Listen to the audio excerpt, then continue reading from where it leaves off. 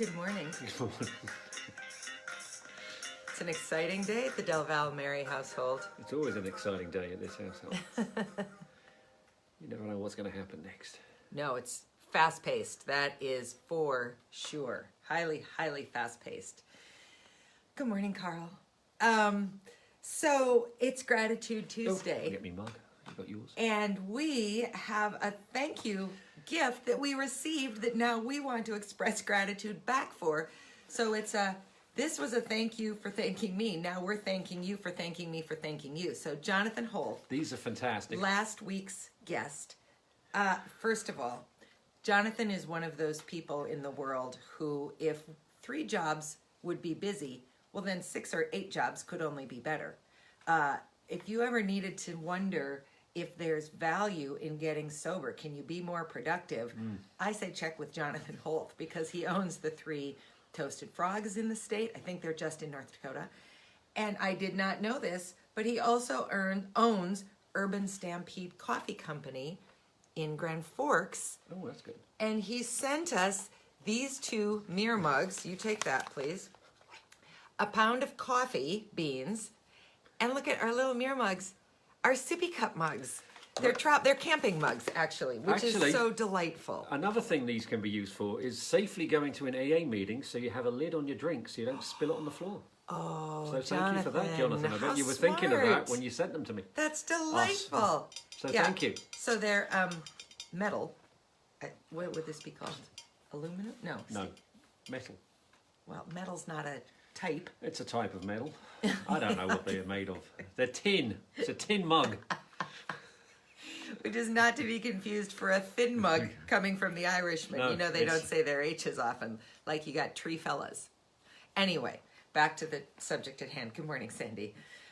Jonathan, thank you so much for your generosity. I love thank you. They're really fun. I had no idea you owned a coffee shop. And he referenced in the letter that he was sure that Maz understood the value of good coffee in light of all of the less than good coffee that gets drunk at AA meetings. So that's part of Gratitude Tuesday. But then I got interested. So I was looking at the little stuff that came with the mug.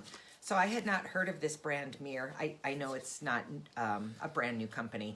And actually, now that I've looked into it a little bit, I did know about it, but I didn't know enough to talk about it.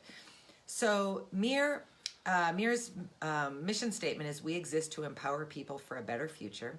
They're a B Corp, which just in case you want to know what that means, I'm going to read it to you because I thought this was really valuable.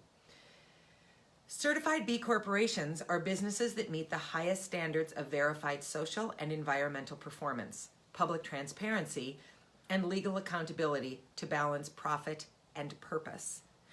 And the reason that we're going to talk a little bit about MiiR now, like I'm an expert on them, is because I think I don't think it, I know that's what we are trying to do in the world as well. We exist to empower people for a better future. I would say that's what Daily Dose's main goal is. Yes. Yes, it is. And so then I watched the founder give sort of a history video that was incredibly interesting. He's from a clearly pretty affluent family, and so, you know, that always shifts how you can start from generosity, which is great because not everybody who's wealthy does, but if you are wealthy and can do that, it's spectacular. But he started this company and almost immediately began thinking about legacy and how he could give back, and he's quite young. He's definitely younger than we are. But his video ended with this idea of, what do you want your legacy to be? And he asked a simple question that he thinks everybody should be asking. And the question is, how can I help? And I really love that because it is at its core the most basic thing that you can ask. You have to follow through with it, but it's a basic human question. If you know someone who is in need, in despair, in distress, struggling with something, without any judgment, all you need to say is, how can I help? And think what a difference that could make in someone's life. So how can we relate this back to sort of the work that you have done and taken from AA? 'Cause I think there's a direct connection. There's a basic tenet in most human behaviour that you do help. If someone goes missing in a community, there's a yellow, an amber alert or a grey alert. People, it's on your phone. People actually get up and do something. In 2009, people got out of bed and went and sandbagged. Yeah. For the flood. I mean, there is if someone's lost, if you can, you go help. But sometimes that just stops there. It's something, you have to be physically aware of it. How you can make a difference in someone's daily life on a daily basis is more tricky. I think it's because it actually requires more work. Well, it's effort. Yeah. Yeah. But, is it an effort to get sober? Yes. Is it an effort to stay sober? Yes. Is it an effort to help someone achieve the same as you? I guess it is, but by the time you've got that far into sobriety, you almost you're kind of chomping at the bit to go and try it. Because it's payback time, and we've talked about this before. It's a wonderful feeling to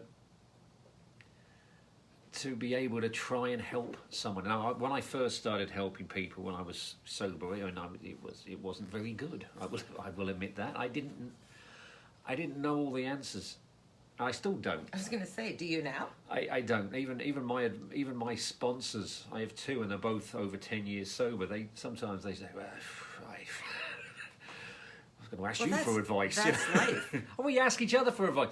And I heard this great story once of someone it's called grandfathering. So, a guy who'd been sponsoring someone else for like 15 years asked his sponsor for help.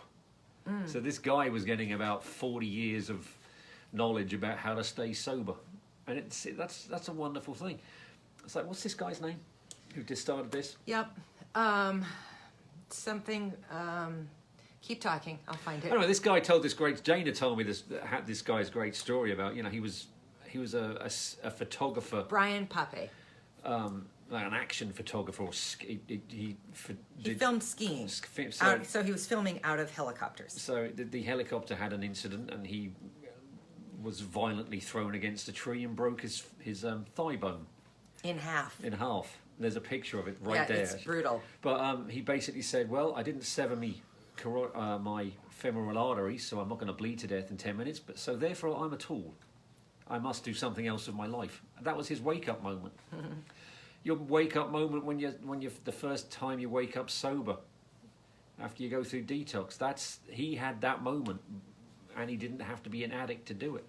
So everyone can think about having that kind of moment. It doesn't have to be as drastic as his change or yours or mine, but a little.